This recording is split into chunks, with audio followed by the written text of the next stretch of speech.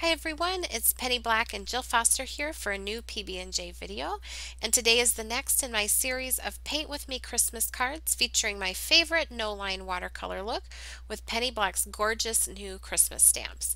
So here is the card that we will be creating today, and this is a slimline size card, and it features this awesome gorgeous poinsettia stamp 40-792 Carmine. Big open areas, great for coloring. And the sentiment is from 30-868 Season to Believe.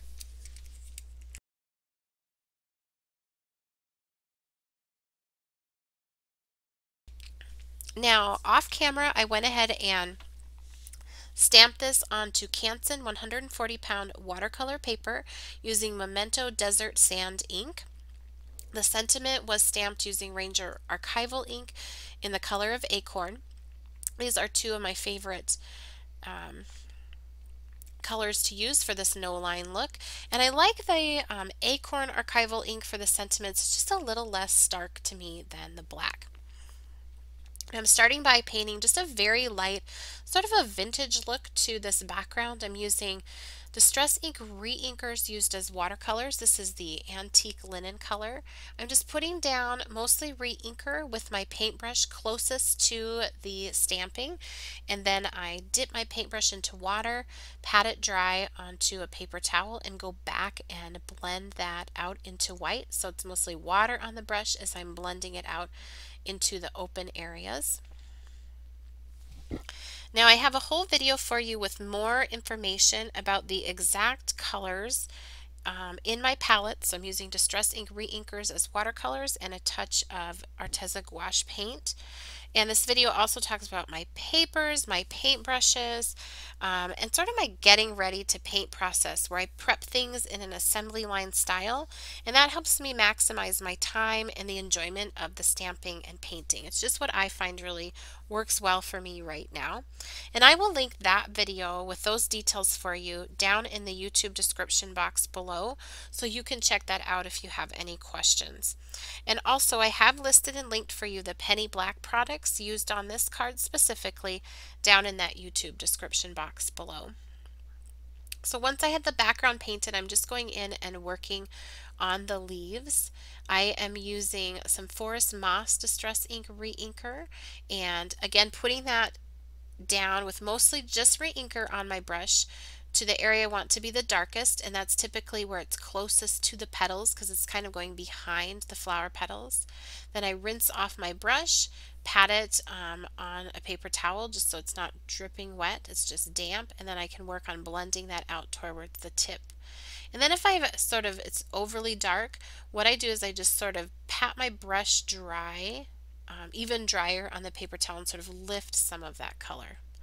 Now I did that for all of the leaves, and I just wanted to add a little more interest. There's a lot of the leaves that show with this stamp, and so I'm just dropping in some Evergreen Bough Distress Ink re-inker used as a watercolor to some of the leaves here just to give them some variation. So they aren't all that same green color. They have a little touch of turquoise to them, and I think that just gives it a little bit of life.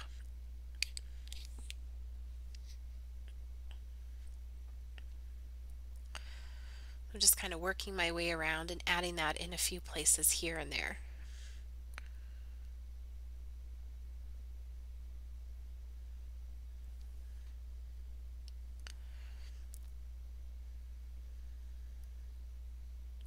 Next, I'm ready to start painting the poinsettias, and I'm following the same process as I did with the leaves, only I am using red instead of green. And then I also am really trying, this is a challenge for me, is to just leave a few places of white on those petals. So you can see on that first one I just sort of left sort of a splotch of white there. And this adds so much life and energy to your painting. I do not worry about getting them in the perfect place where there would be a highlight based on where the light is shining. For me, that just feels stressful. So my goal is just leave a little bit of white on there. If it looks weird, paint over it and don't have white, but if it looks good, then you lucked out and it looks nice that way. But whenever I remember to do this, and for me, I have to make like a conscious choice. Okay, remember to leave some white gel. I think it adds so much to this painting and the stamp itself. It doesn't have to be on every petal. It can be even just toward the edge of the petal, leaving a little white right on the edge. But I do think it adds a lot.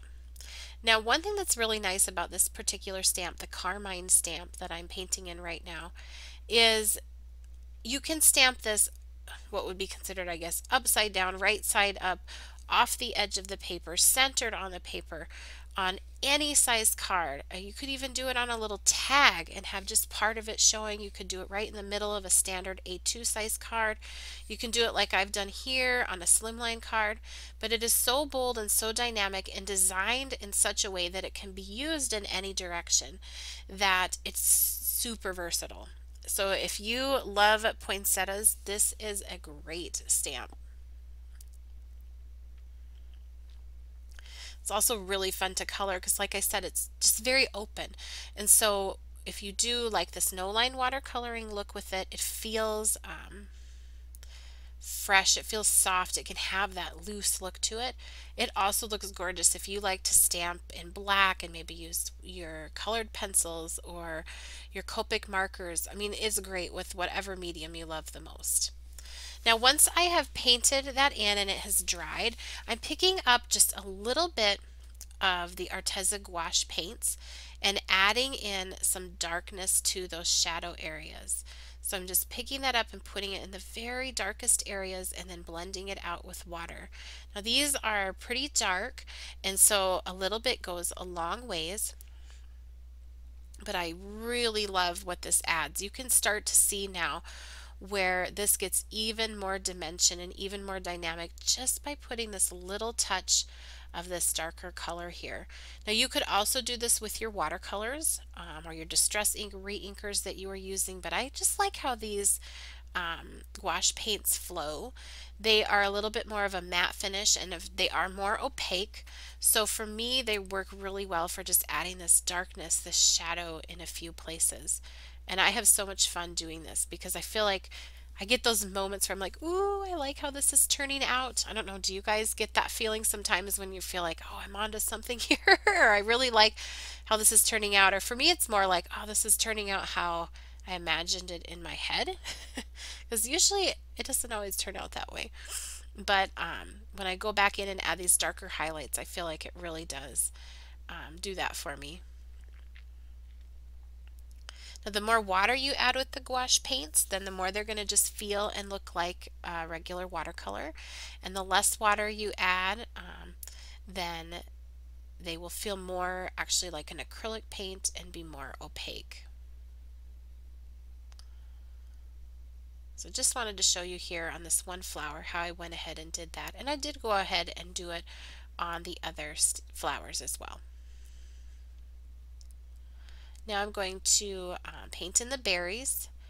And like I've said on other videos, I do not bother with adding shading to each individual berry. I just add different variations of red for the berries that are right next to each other. And this adds enough interest without being too fiddly for me. Shading tiny little berries is not my thing. So I will do the brighter red, and then here you can see I'm just adding a little more water to this and picking up that darker red. I promise I'm painting a berry there off screen. There we go. And you can see how just using the different colors creates enough variation with the image.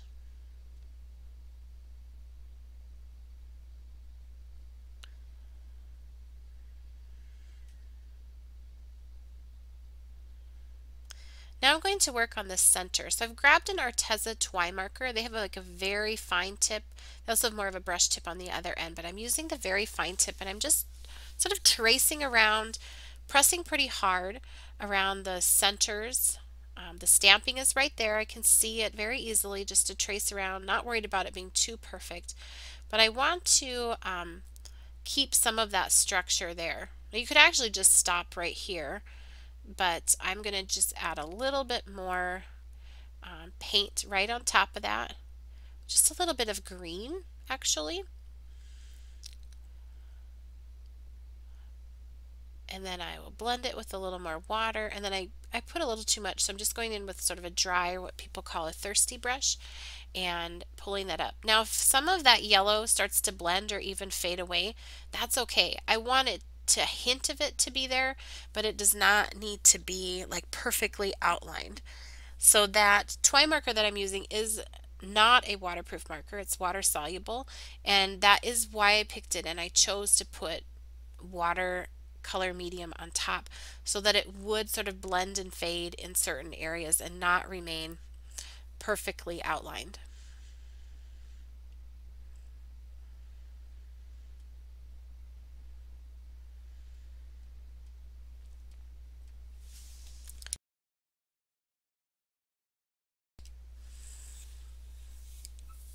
And I even dropped in just a little bit of yellow paint, or the Distress Ink Reinker used as a watercolor on there. And here you can see I'm just going to darken up some of that structure that I had outlined with just a little bit of a darker green. Finally, I'm going to add a few splatters, but I wanted them to be on the background for the most part, because I'm just going to splatter the Antique Linen Distress Ink Reinker, that same color that I used to paint that background. So I wanted this to be very subtle, so I used the same color right on top. The last step here is just to outline the branches, and I'm using an Arteza twine marker to do that. It's just a nice reddish brown color, and I like the fine tip of that to do that very fine detail. There's not much there, just a little bit. And the card is finished. Here's a closer look at that painting, and then I will show you the full card here in just a second. I thank you so much for watching. If you enjoyed today's video, please be sure to give it a thumbs up and subscribe to our YouTube channel. You can also connect with Penny Black on Facebook, Instagram, Pinterest, Twitter, as well as our website and blog, and I will link all of those for you down in the YouTube description box below. Happy stamping!